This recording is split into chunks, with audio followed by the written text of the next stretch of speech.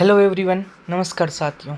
जो भी एलडीसी के एस्पिरेंट हैं, जो एलडीसी की तैयारी कर रहे हैं, उनके लिए ये विज्ञान की क्लास लगभग 25 घंटों की क्लास रहेगी। जिन्होंने अच्छे से तैयारी कर ली है, उन सभी विद्यार्थियों के लिए ये रिवीजन क्लास है। रिवीजन कराने का मेरा मतलब है कि मैं आपको वो टॉपिक्स बता दूंगा जिनसे क्वेश्चन सीधे मुझे लगता है आने चाहिए। तो साथियों, विज्ञान के अंदर अगर आप ये क्लास ले लेते हैं एलडीसी के लिए, इसको 5 से 6 बार आप देखिए, रिवीजन करिए, हर कंसेप्ट यहाँ से याद करके जाइए। ये एक क्लास है आपके लिए, ये बहुत शानदार क्लास होने वाली है। और साथियों, ये जो क्लास है इसमें से सीधे आपको कॉन्सेप्ट मिलेंगे। मैं बहुत सारे क्वेश्चंस आपको बताने वाला हूँ, बहुत सारे थ्योरीज आपको बताने वाला हूँ जहाँ से सीधे क्वेश्चंस आएंगे। तो अभी हम क्लास को शुरू करें। तो साथियों, ये विज्ञान के टॉपिक्स हैं। हम टोटल 17-18 टॉपिक पढ़ने वाले हैं। जैसे सबसे पहले हम पढ़ेंगे भौतिक और रासायनिक परिवर्तन, इसके बाद पढ़ेंगे रासायनिक अभिक्रियाएं और समीकरण, फिर पढ़ेंगे तत्व यौगिक और मिश्रण के बारे में, इसके बाद हम पढ़ेंगे कार्बन और उसके यौगिकों के बारे में, फिर हम बात करेंगे प्रकाश के बारे में, विद्युत धारा और विद्युत परिपथ के बारे में बात करेंगे, इसके बाद हम अंतरिक्ष प्रौद्योगिकी पे बात करेंगे, फिर हम बात करेंगे सूचना और संचार प्रौद्योगिकी के बारे में, फिर हम बात करेंगे आनुवंशिकी, फिर हम बात करेंगे पर्यावरण अध्ययन के बारे में, और फिर हम बात करेंगे जैव प्रौद्योगिकी बायोटेक्नोलॉजी के बारे में, फिर हम बात करेंगे जो जंतु है, जो जीव हैं, उनके आर्थिक महत्व के बारे में बात करेंगे, और फिर हम ब्लड के बारे में थोड़ी सी बात करेंगे, ब्लड के बारे में बात करेंगे, भोजन के बारे में बात करेंगे, मानव स्वास्थ्य और रोग के बारे में बात करेंगे। ये बहुत सारे टॉपिक्स हैं, लगभग 15 टॉपिक हैं साथियों, टोटल 15 टॉपिक है। यकीन मानिए, ये 15 टॉपिक मैं आपको पढ़ा दूंगा। इसके बाद आपके कोई भी क्वेश्चन बाहर नहीं जाएगा, या तो इन पे आधारित होगा या इनसे रिलेटेड होगा। ठीक है, तो ये 15 टॉपिक हैं टोटल। अच्छी तरीके से पहले तो अपना सिलेबस देख लीजिए। पहले तो है भौतिक और रासायनिक परिवर्तन, रासायनिक अभिक्रियाएं और उनका समीकरण, तत्व यौगिक और मिश्रण, कार्बन और उसके यौगिकों के बारे में पढ़ना है। फिर प्रकाश के बारे में, ये फिजिक्स का टॉपिक है, ये प्रकाश फिजिक्स का टॉपिक है। विद्युत धारा और परिपथ फिजिक्स का टॉपिक है। अंतरिक्ष यात्री अपने आप में अलग टॉपिक है, ये अंतरिक्ष स्पेस टेक्नोलॉजी का टॉपिक है।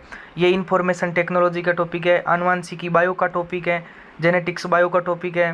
पर्यावरण अध्ययन, ये वैसे तो एसएसटी में पढ़ते हैं, लेकिन ये भी बायोलॉजी के अंदर हम बॉटनी में पढ़ लेंगे। ये जैव प्रौद्योगिकी भी बायो का टॉपिक है।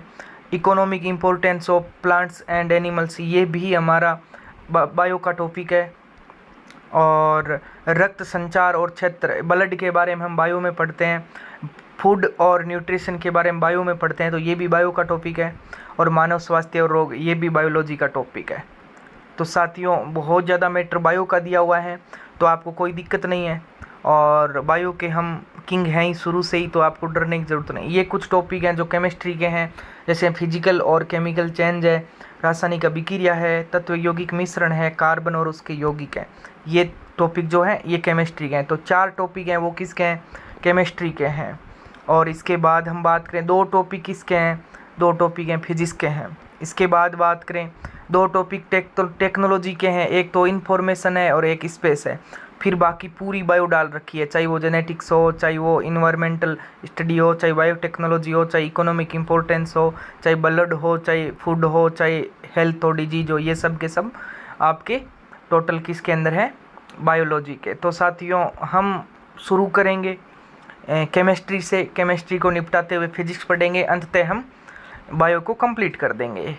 तो साथियों, अब मैं आपको थोड़ी सी कैलकुलेशन बता देता हूँ, क्योंकि हम एलडीसी के लिए पूरी कंप्लीट क्लास कर रहे हैं। एलडीसी के और सीईटी का सेम सिलेबस है, तो आप देख लीजिए।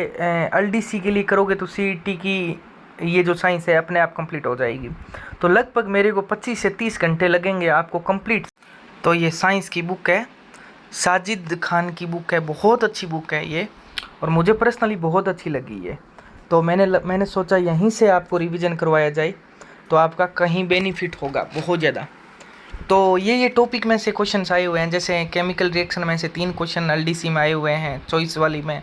फिर एलिमेंट्स में से 5 क्वेश्चन है, कार्बन में से 3 क्वेश्चन है, उसके बाद प्रकाश में से 5 है, इलेक्ट्रिसिटी में से भी 5 हैं, स्पेस टेक्नोलॉजी से 2 क्वेश्चन है, जेनेटिक्स से 5 क्वेश्चन है। बहुत अच्छा टॉपिक है जेनेटिक्स, ये बायो का है। और इसके बाद पर्यावरण से 6 क्वेश्चन है। महत्व से कोई क्वेश्चन पूछा नहीं गया था, हो सकता है इस बार पूछ ले।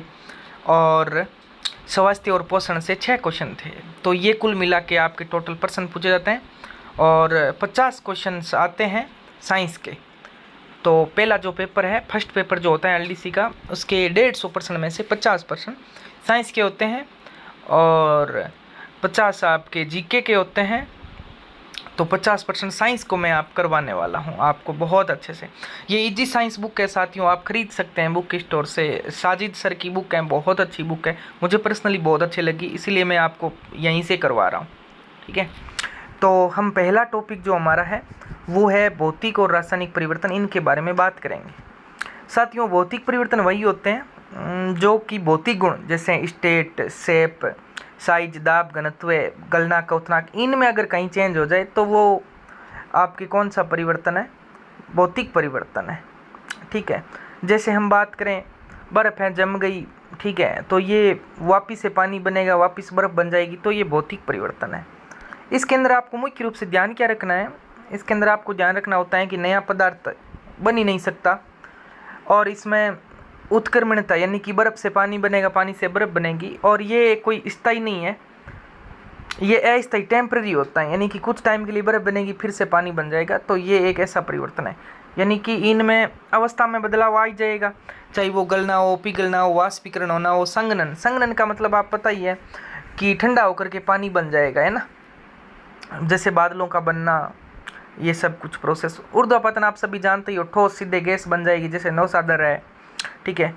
और निक्षेपण आप जानती हो, गैस से सीधे ठोस बन जाएंगे। तो ये इस प्रकार से आप देख सकते हैं कि ये भौतिक परिवर्तन होता है इन सब में।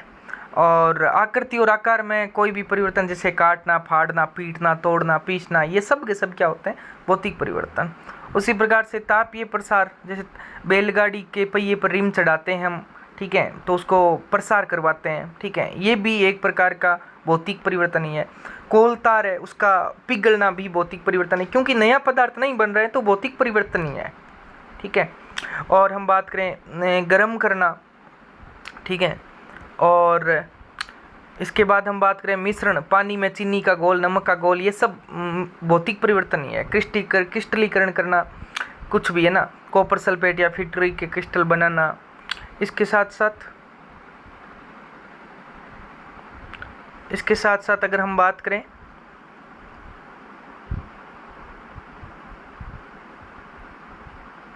तो आप देख सकते हो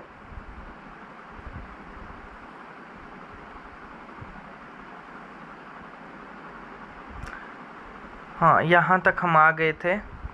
मिश्रण और पदार्थ पृथक्करण देख लें। हम बात करें क्रिस्टलीकरण, जैसे फिटकरी का क्रिस्टल बनना, ये सब के सब भौतिक परिवर्तन है। जैसे आसवन होना, आसवन के अंदर हम देखते हैं कि भाई क्वथनांक के अंतर के आधार पर हम दो पदार्थों को अलग अलग करते हैं, जैसे पानी और एसीटोन को अलग अलग करना। अब के अंदर आप जानते हो घनत्व के आधार पर अलग करना, जैसे दूध से क्रीम, मक्खन निकालना, है ना, रक्त की जांच करना। क्रोमेटोग्राफी आपको पता ही है, रंग जो है उनकी घुलनशीलता के आधार पर अलग अलग करना, जैसे काली स्याही से अलग अलग रंग के डाई अलग करना, है ना। जैसे प्रकाश का प्रभाव है, ठीक है, प्रिज्म से गुजरने पर श्वेत प्रकाश का 7 रंगों में बंटना, बल्ब का जलना, चुंबकत्व, लोहे के टुकड़े को रगड़ कर अस्थायी चुंबक बनाना, प्लेटिनम तार गर्म करने पर तार चमकना, सल्फर का तापन, यानी कि सल्फर को गर्म करके उसके क्रिस्टल में संरचना का बदलना। तो साथियों, भौतिक परिवर्तन में मोटे तौर पे याद रखना कि इनमें परिवर्तन वापिस सेम वही हो जाएगा, अस्थायी रहेगा ये, और नया पदार्थ इनमें कभी भी नहीं बनेगा। बस इतना याद रख लेना, ये भौतिक परिवर्तन कंप्लीट हो जाएगा आपका। इसके बाद हम बात करते हैं रासायनिक परिवर्तन के बारे में। रासायनिक परिवर्तन मतलब इनके रासायनिक गुणों में चेंज आएगा, ठीक है, नया पदार्थ बनेगा, इसमें वापिस प्रकृति वो नहीं बनेगी, तो स्थायी परमानेंट हो जाएगा ये। और अनुत्क्रमणीय होता है, उत्क्रमणीय होता नहीं है। इसके पहचान की बात करें तो नए नए उत्पाद बन जाते हैं, ठीक है, गैस निकलनी शुरू हो जाती हैं, रंग बदलते हैं, अवक्षय बन जाता है, उष्मा, प्रकाश, ध्वनि, विकिरण आदि उत्पन्न होते हैं, गंध में परिवर्तन हो जाते हैं, जैसे जलना, दहन होना, ऑक्सीजन की उपस्थिति में कुछ भी जलना दहन माना जाता है, जैसे पटाखे, ठीक है, नया पदार्थ बनना, आप इतना समझ लो, लकड़ी, कोयला, एलपीजी, इनका जलना, पटाखे छोड़ना, मैग्नीशियम के रिबन का दहन। ये क्वेश्चन बहुत अच्छा है, कई बार पूछा जाता है कि श्वेत ज्वाला के साथ ये निकलता है ना, श्वेत ज्वाला थोड़ा सा याद रख लेना। जैसे मैग्नीशियम के साथ ऑक्सीजन, मैग्नीशियम ऑक्साइड बना देते हैं ना, और मैग्नीशियम को पानी में घोलेंगे तो मैग्नीशियम हाइड्रोक्साइड, जो कि लाल लिटमस को नीला कर देता है, ये धात्विक क्षारीय ऑक्साइड के होते हैं, याद रखना भाई। MgOH की होल ट्वाइस 2 धात्विक ऑक्साइड क्षारीय होते हैं, याद रखना, बहुत अच्छा क्वेश्चन बन सकता है यहाँ से। इसके बाद विस्थापन अभिक्रिया हो सकती है, जैसे कॉपर सल्फेट के साथ लोहा जुड़ करके फेरस सल्फेट बन जाएगा, उसके बाद ये कॉपर भूरा हो जाएगा, है ना। तो ये एक प्रकार से आप अभिक्रियाएं देख लेना आप अच्छे से। गैस परिरक्षण की बात करें तो एसिटिक अम्ल में खाने का सोडा डालने पर गैस निकलती है, कार्बन डाइऑक्साइड, ये भी आप याद कर सकते हो अच्छे से। फिर हम बात करें चूने का पानी है वो दूधिया हो जाना, है ना, मिल्की हो जाता है, मिल्की, ठीक है, ये भी आप अच्छे से याद कर सकते हो। इसके बाद आप ये याद कर सकते हो, चूने के पानी में बहुत ज़्यादा देर तक अगर कार्बन डाइऑक्साइड डालेंगे तो ये दूधियापन गायब हो जाएगा, ठीक है, ये भी याद रखना थोड़ा सा। और इसके साथ साथ हाइड्रोजन की पहचान करें तो जिंक पर है ना H2SO4 डालेंगे तो हाइड्रोजन गैस निकल जाएगी। उसके बाद अपघटन, रंग और धुआं, जैसे हम बात करें लेड नाइट्रेट, लेड नाइट्रेट है उसको गर्म करेंगे तो लाल भूरे रंग के धुआं निकलेगा, ये क्वेश्चन भी पूछा गया है भाई, है ना। फेरस सल्फेट का अपघटन की बात करें तो फेरस सल्फेट के हरे क्रिस्टल गर्म करने पर सफ़ेद हो जाते हैं जल त्यागने के बाद, और उसके बाद लाल भूरे फेरिक ऑक्साइड में बदल जाते हैं, ये भी आप थोड़ा सा याद रख लेना। इसके बाद अवक्षेपण अभिक्रियाएं आप याद करना, ठीक है, लेड नाइट्रेट है, पोटेशियम आयोडाइड है, इनको विलयन मिलाने पर पीले रंग का बन जाता है ना। सफ़ेद अवक्षेप याद रखना, सोडियम सल्फेट और बेरियम क्लोराइड मिलाने के बाद सफ़ेद रंग का बेरियम सल्फेट भी बनता है, ये थोड़ा सा याद कर लेना।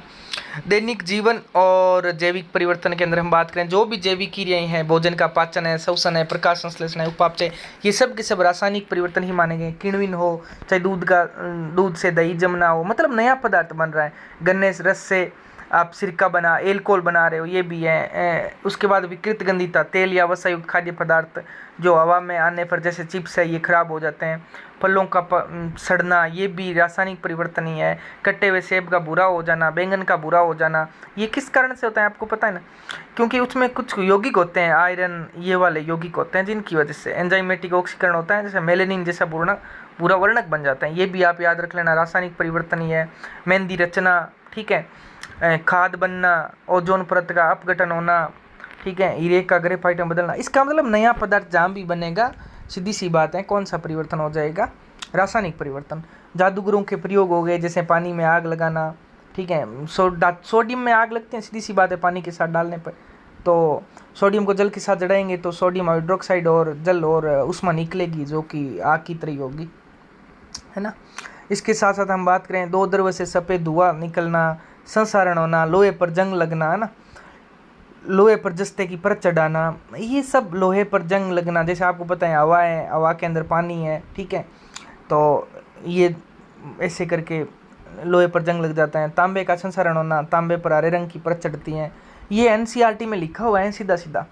चांदी का संसारण होना, पीला पड़ जाना, सिल्वर सल्फाइड बनने के कारण, और तांबा बेसी कॉपर कार्बोनेट के कारण, ये भी याद रख लेना। पदार्थों का जमना, जैसे सीमेंट पानी में मिलाने पर रासायनिक क्रिया होती हैं तो पत्थर जैसा कठोर अभिक्रिया होती है, उसमें उष्माक्षेपी, याद रखना भाई, बहुत अच्छे से जमती है, क्योंकि उष्माक्षेपी अभिक्रिया है, और ये एक अपरिवर्तनीय प्रक्रिया जिससे रासायनिक परिवर्तन बनाती हैं, ये भाई याद रखना भाई, सीमेंट वाला। और प्लास्टर ऑफ पेरिस का, है ना, जीप्सम बन जाती है। रक्त का थक्का दन, ब्लड क्लोटिंग आप जानते ही हो, ये थोड़ा सा याद रखना भाई।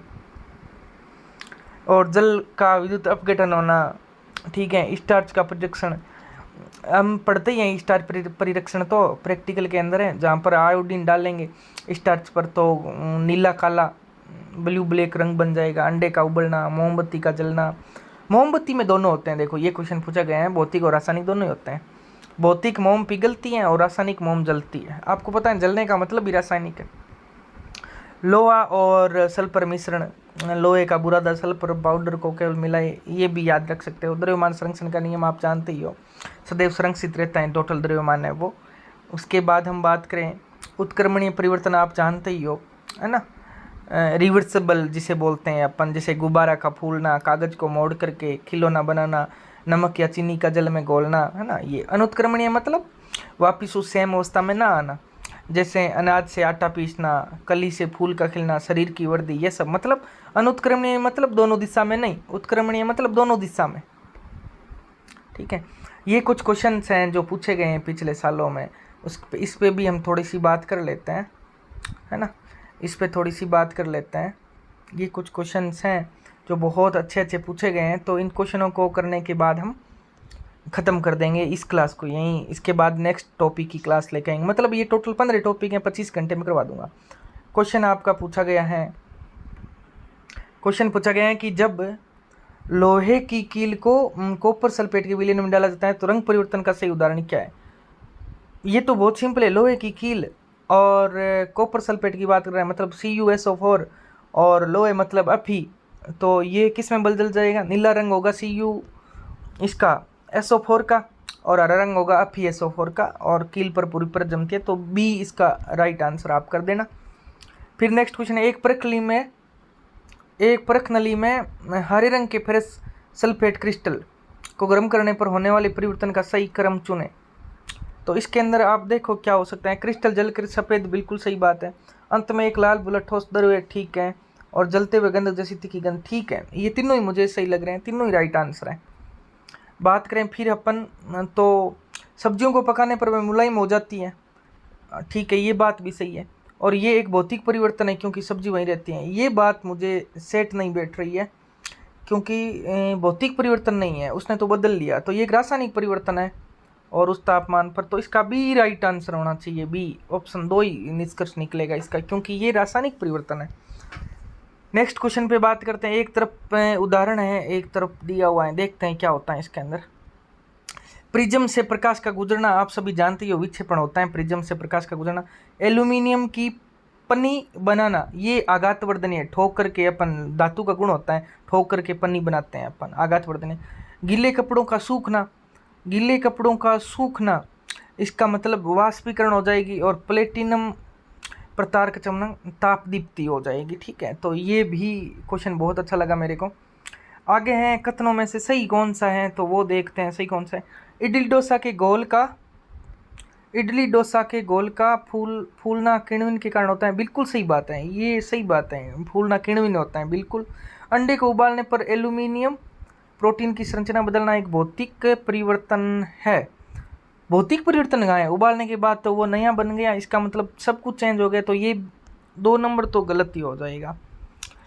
आलू पर आयोडीन डालने पर नीला रंग का स्टार्च उपस्थित दर्शाता है, ये बात बिल्कुल सही है, क्योंकि आलू स्टार्च, बिल्कुल सही बात है। ये कली से फूल का खिलना एक अनुत्क्रमणीय, बिल्कुल सही बात है, तो इसके अंदर आप कर सकते हो 1, 3 और 4 राइट है ना, तो ये आप कर देना, 1, 3 और 4 राइट वाला ऑप्शन ही राइट करना ना।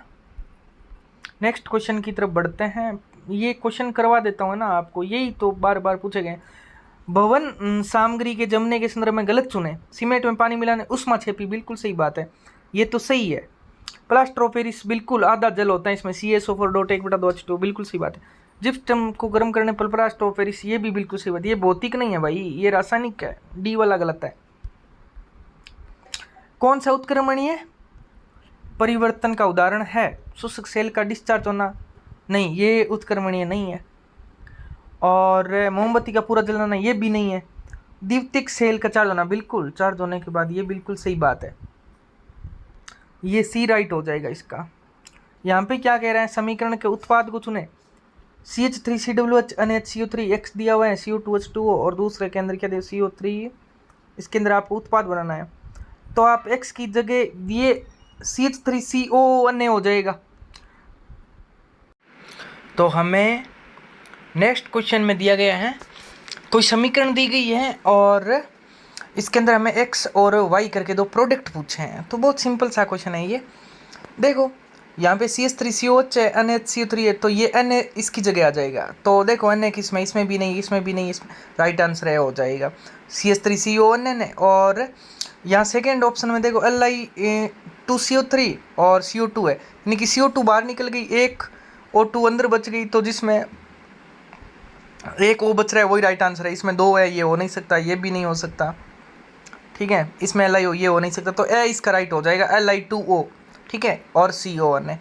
तो ये भी सिंपल सा कॉन्सेप्ट था, ज़्यादा हार्ड नहीं था। नेक्स्ट क्वेश्चन है, चलिए देखते हैं। चिप्स के पैकेट में हवा की जगह नाइट्रोजन से गैस भरते हैं। बात तो सही है, नाइट्रोजन ही भरी होती है जिसे विकृत गंधिता से बचा जा सके। बिल्कुल सही बात है, विकृत गंधिता से बचने के लिए।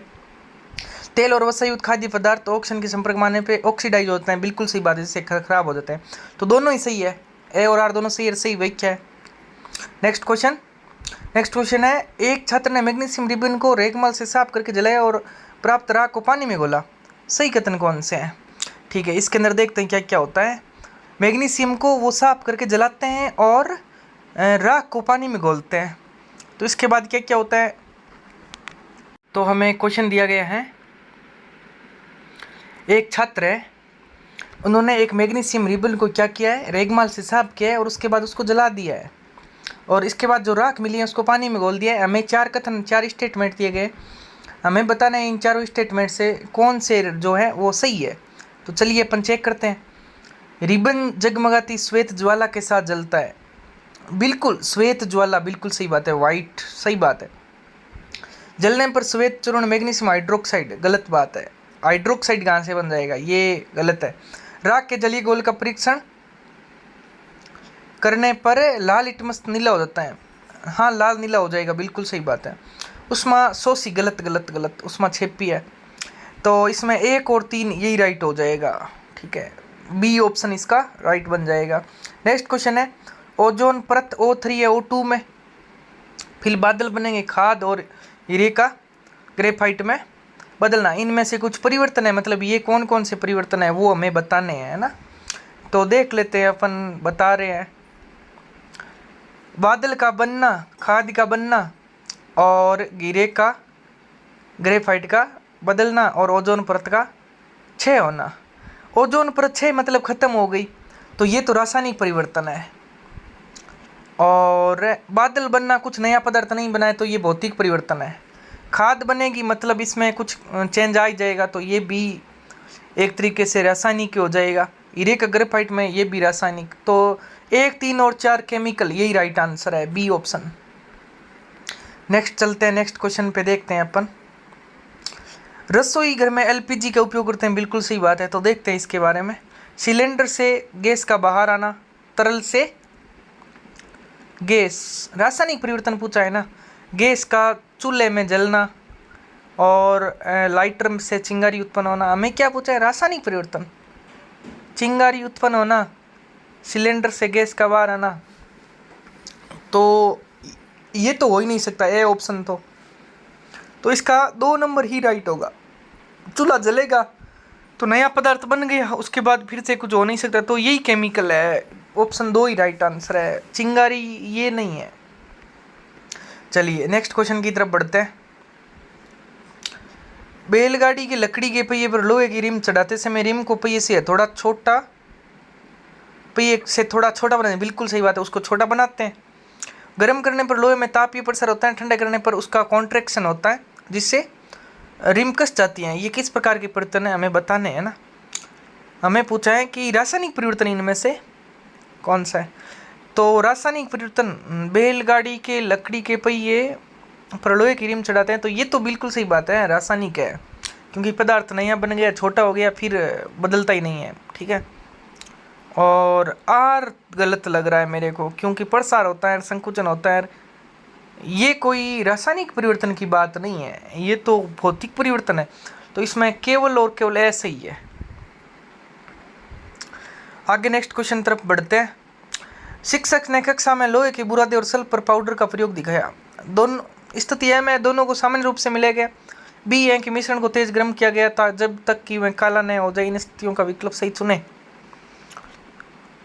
तन्नु अमल डालने से गंध आने लग जाती है। इससे इन्होंने क्या किया, कक्षा में लोहे के बुरादे और सल्फर पाउडर का प्रयोग करके दिखाया, ठीक है। लोहे और सल्फर, Fe और सल्फर पाउडर, ठीक है। फिर मिश्रण को तेज गर्म किया और काला न हो जाए।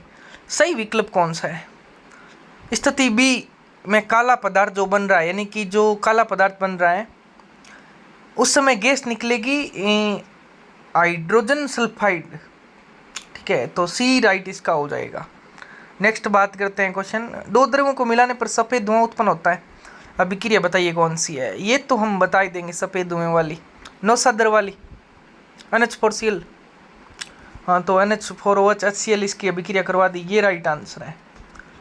अमोनियम हाइड्रोक्साइड, हाइड्रोक्लोरिक अम्ल, अमोनियम क्लोराइड और जल, यही राइट आंसर है, ऑप्शन बी वाला। नेक्स्ट क्वेश्चन है, कटे हुए सेब का भूरा होना एंजाइमेटिक ऑक्सीकरण है। बिल्कुल सही बात है, ऑक्सीकरण के कारण ही भूला होगा, क्योंकि इनमें मेलेनिन में बदलते हैं। बिल्कुल बात है, कुछ यौगिक मेलेनिन, मेहंदी का लाल रंग लासो नामक वर्ण अपचयन के कारण होता है। ये भी गलत बात है, अपचयन के कारण नहीं होता है, इसमें रासायनिक अभिक्रिया होती है। तो इसके अंदर केवल 1 नंबर वाला सही हो जाएगा। नेक्स्ट क्वेश्चन की तरफ जाते, संसारण, कोरोशन के बारे में बात कर रहे हैं। संसारण के बारे में हमें गलत बताना है ना। चांदी काली पड़ती है संसारण के कारण, बिल्कुल सही बात है। तांबा हरा होता है, बिल्कुल सही बात है। लोहे पर जंग, ये मुझे थोड़ा सा सेट नहीं बैठ रहा, लोहे वाला, ये गलत है, सी ऑप्शन गलत है। यसद लेपन प्रत, बिल्कुल सही बात है। तो ये संसारण से बचने का नहीं है, सी ऑप्शन गलत है। आगे बढ़ते हैं, नेक्स्ट क्वेश्चन, एक छात्र ने प्रखनली में कुछ रासायनिक अभिक्रिया की। ठीक है, तो देखते हैं अपन कौन कौन सी है। लेड नाइट्रेट को गर्म करने पर लाल भूरे का धुआं निकलता है, बिल्कुल, ये तो केमिकल है ही। लेड नाइट्रेट पोटेशियम सफ़ेद, ये गलत बात है, सफ़ेद नहीं है। जिंक पर तन्नु सल्फ्यूरिक अम्ल डालने पर गैस निकलती हुई फट फट की आवाज़ आती है, बिल्कुल सही बात है। तो इसमें पहला, तीसरा, 2 तो सही हो गए। और चौथे में जाता है, चूने के पानी में पर दूधियापन हो जाता है, बिल्कुल दूधियापन गायब हो जाएगा, बिल्कुल सही बात है, ये गायब हो जाएगा। तो 1, 3 और 4 राइट इसका हो जाएगा। नेक्स्ट क्वेश्चन की तरफ बढ़ते हैं, हमें बताना है कुछ सिद्धांत है, कुछ टेक्नोलॉजी है। ऊर्ध्वापातन में क्या होता है, आप सभी जानते हैं ऊर्ध्वापातन क्या है। ऊर्ध्वापातन NH4Cl नौसादर है, आयोडीन का शुद्धिकरण है। ठीक है, हो जाएगा, ए में 3 हो जाएगा। और अपकेंद्रण घनत्व के आधार पर, बिल्कुल सही बात है, दूध से क्रीम वगैरह ये करना अपकेंद्र है। क्रोमेटोग्राफी आप सभी जानते ही हो, सही के रंगों को अलग अलग करना, तो ये हो जाएगा। आसवन आप सभी जानते ही हो, पानी और उनको मतलब क्वथनांक के अंतर के आधार पर अलग अलग करना, क्वथन, आसवन, एसीटोन और पानी, ये वाला राइट आंसर हो जाएगा। आगे बढ़ते हैं, कथनों पर विचार करना है हमें, और हमें देखना है सही कौन सा हो सकता है। बिजली के बल्ब के फिलामेंट का चमकना और प्लेटिनम के तार का गर्म होना दोनों रासायनिक परिवर्तन है। ये चमकना उसका कोई मतलब नहीं है रासायनिक परिवर्तन से, तो ये तो गलत ही है। लोहे के टुकड़े को रगड़कर चुंबक बनाना, बिल्कुल ये परिवर्तन सही है, रासायनिक परिवर्तन ही है। ठीक है, ठीक है। सल्फर को गर्म करने पर क्रिस्टल संरचना का बदलना रासायनिक परिवर्तन है। ना ना ना, संरचना बदलने से रासायनिक परिवर्तन नहीं हो सकते। आगे है, चीनी का पानी में घुलना, समुद्र से नमक का निर्माण और रस भौतिक परिवर्तन है। हाँ, बिल्कुल भौतिक परिवर्तन है, रासायनिक नहीं है। तो ये 4 नंबर वाला कथन मेरे को बिल्कुल राइट लग रहा है, और ये चुंबक वाला भी राइट है। बाकी वो बिजली का बल्ब का चमकना, वो कोई रासायनिक परिवर्तन नहीं है, तो ये भी आप देख सकते हो। नेक्स्ट क्वेश्चन की तरफ जाते हैं, और ये इस टॉपिक का अंतिम क्वेश्चन है, भौतिक और रासायनिक चेंज वाले का। देखिए कथन दिया हुआ है, एक बंद फ्लास्क में मोमबत्ती जलाने पर रासायनिक परिवर्तन के बाद भी फ्लास्क के कुल द्रव्यमान में कोई अंतर नहीं होता है। बिल्कुल सही बात है, द्रव्यमान में क्या अंतर आएगा, बिल्कुल सही है।